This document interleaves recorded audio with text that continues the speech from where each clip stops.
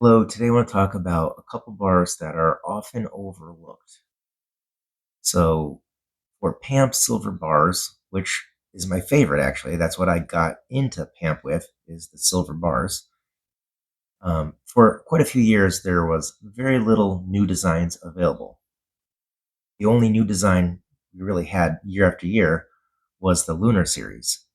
But other than that, there really wasn't much going on. Now, when this bar came out in late 2022, I was really excited about it because we finally have a new design. The concept of this bar is like the Morgan coin, this bar is to be made year after year, with the only difference being the year on the bar. Front and back will be the same, just the year will be updated. Cool concept. I like it. The mintage of this bar is 5,000. It was made for the US market. In fact, I have not seen this bar sold elsewhere. Now, I'm not saying nobody got one out there to another country, but this was primarily for the US market. Now, is a 5,000 mintage a lot for the US market? It depends, honestly. I know some bars, some lunar bars have approximate mintage of 10,000, and that's the rare ones. Those are close to impossible to find. And other bars have pretty high mintage and you just don't see them. So 5,000 really depends on if design is really well made. 5,000 is not a lot. If it's 1,000, sometimes it can seem like there's a million of them out there just because it's always being sold. So I guess it also depends on, do people like them and want to keep them, or do they just want to sell them so it looks like they're always for sale and available? So anyway, this bar has this year to it, 2022, and it was made the following year. This is how the 2023 bar looks like. So it's remarkably similar, but I'm going to point out the differences. So on the front, the only difference of the bar is the year. One is 2022 and one is 2023. If we look at the back, the bars themselves are identical. No difference between the one year and the next. Now, there is a difference on the assay card. So if you notice, the one on the left has a different signature than the one on the right. And of course, I doubt that was really intentional. That just happens to be chance or timing more so, because the assayer at PAMP changed.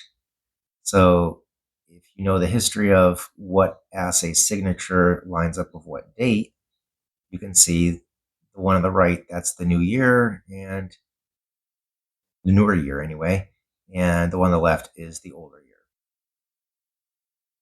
Now, these two bars started the ball rolling for more designs being available for PAMP. One time I spoke with some collectors, and I was sharing the images of this bar, and we got into a little bit of a debate. Called this an art bar, and they said this is a bullion bar. Well, technically, I guess it is a bullion bar, but at the same time, I think the line between an art bar and a bullion bar with this style art, for me, I do see this as art because the details on this are high. This is not a generic bar. I know you can find bars that look like a Morgan that are very generic and are very close to spot, but this is highly detailed. This is PAMP, it's premium, so it's not really generic at all. It's the farthest away from you can get, I think.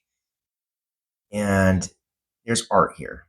The details of all the stars circling around the image in the center, the details of the figure in the center, it's just so high that to call it purely a bullion bar just for me doesn't quite make sense.